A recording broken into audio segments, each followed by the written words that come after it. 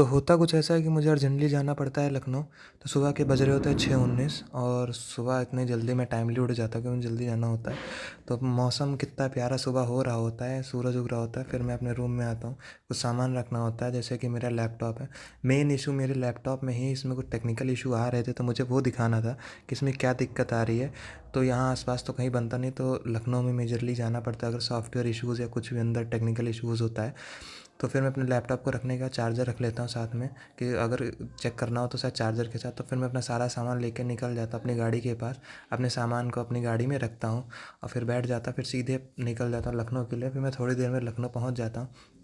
पहुँच जाने के बाद मुझे बहुत तेज़ ही भूख लग रही होती है, तो मैं पास में ढूँढता हूँ शॉप। तो शॉप मिल जाती है, मैं वहाँ से कुछ खाता क्योंकि मैं घर से कुछ खा के नहीं आया होता हूँ। फिर मैं खाने के बाद मतलब कुछ थोड़ा बहुत खाने का तो पहुँच जाता हूँ जहाँ मुझे लैपटॉप बनवाना होता है, वहाँ मैं लैपटॉप डाल देता हूँ।